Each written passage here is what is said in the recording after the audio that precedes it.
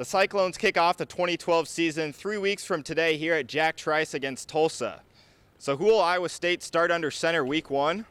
That question still remains to be answered.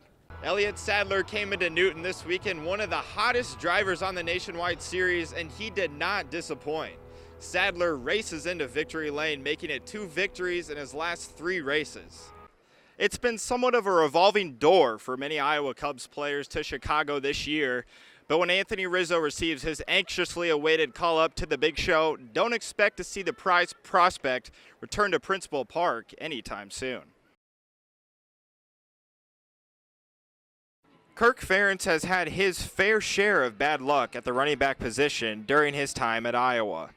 But despite all of the obstacles they've had to overcome, the Hawkeyes have had a strong running back core the past 4 years. Whether it be Sean Green, who went from community college starter in 2007 to Doak Walker Award winner in 2008,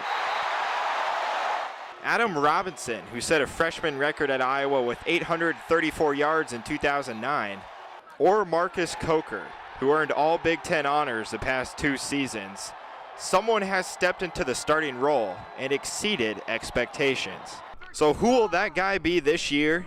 After only 4 practices, the Hawkeye coaching staff is in no rush to name a starter week 1. We're teaching them. They're doing a good job. But until we start tackling and seeing who's going to take care of the ball, who's going to break tackles, they're all in a group right now. They'll start separating themselves as soon as we start scrimmaging. Iowa only has 10 carries of experience returning at the running back position this fall, but the Hawks aren't concerned with the lack of depth at the position. You know, we've got guys out there that are capable. You know, I'm not sure how it's going to play out yet. That's, it's going to be decided here in the next couple months, and we'll just see how it goes. But the guys are working hard right now. They look capable out there, and we have a lot of work to do. It's representative of our football team, but I think we certainly have enough talent out there, and hopefully we can bridge the experience gap as well. All those guys that are here, whether they're true freshmen or fifth-year seniors, they're plenty capable of doing the job. And as good a coaches as we have, and the older guys, we'll take them under our wing enough that they'll be absolutely fine, whoever ends up winning that job. Damon Bullock, Greg Garman, and Barkley Hill are the players to keep an eye on at running back this fall. If history rewrites itself, don't be surprised if one of these players bursts onto the national scene this fall. Reporting from Iowa City, Ryan Mix, ABC5 Sports.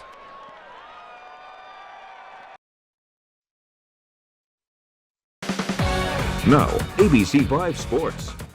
It's no mystery that the Chicago Cubs are in full rebuilding mode. 11 players that were on the Cubs opening day roster are no longer with the team, and 21 different players that have been members of the Iowa Cubs at some point this year have been called up to Chicago. Some of the final building blocks of this rebuilding year were put in place today as top prospects Brett Jackson and Josh Vitters made their major league debut with the Cubs. With the I-Cubs, Jackson was batting .256 with 15 homers and 47 RBIs, but he also had 158 strikeouts and 407 at-bats. Vitters was batting .304 with 17 homers and 68 RBIs, but the black eye on his stats was the 21 errors he committed at third base. To make room for the 2 former first-round draft picks, Chicago sent Tony Campana to Iowa and traded Jeff Baker to Detroit for 2 players to be named later. I-Cubs play on without Vitters and Jackson. Reno in town on a beautiful day at Principal Park. Casey Coleman on the mound for the I-Cubs, and he was dealing today. 8 strikeouts, just 2 hits, and no runs in 6 innings of work. No score in the 7th. Diori Hernandez base hit up the middle. Jeff Frazier will come on home, slides in there safe, and the I-Cubs go up 1-0. Game tied at 1 in the 9th. Cole Gillespie hits a hot shot that goes off the umpire for a base hit. Ashton Eaton comes around to score the winning run. Aces beat the I-Cubs 2-1 the final. Cubs looking to avoid the sweep at Dodger Stadium, down 6-5 in the 9th, but not anymore. Anthony Rizzo smacks a home run to right. Game tied at 6. The Cubs bullpen struggled in this one though. We go to the bottom of the 9th. Hanley Ramirez delivers the walk-off single to left. His 3rd walk-off hit of the year, and the Dodgers beat the Cubs 7-6. Iowa State hopes to put its opposing quarterbacks under serious pressure this year. The Cyclones have one of college football's best linebacker duos in A.J. Klein and Jake Knott, And up front, ISU expects to get more pressure from the D-line. There's much more depth this year, and the unit is anchored by 3 veterans. We got a lot of experience, and I think we got 10 guys potentially that can play a lot of football up there for us. Jake McDonough has been playing since we arrived. Cleon Lang's been playing since we arrived. Rosie Majit's been playing since we arrived. That's going into 4 years of growth and development. If we're doing our jobs, they should be significantly better when we first arrived. As we count down to kickoff for Iowa State and Iowa, keep it right here on ABC5 for 17 days of football. We will preview every conference opponent for the Cyclones and the Hawkeyes this August. 17 days of football starts tomorrow with a preview of Texas Tech. The 2 hometown favorites didn't disappoint last night at the Iowa Speedway. U.S. Cellular 250 at Newton. That's Des Moines native Michael Annett in the 43 car. He finished 4th for his first top 5 finish at Iowa Speedway.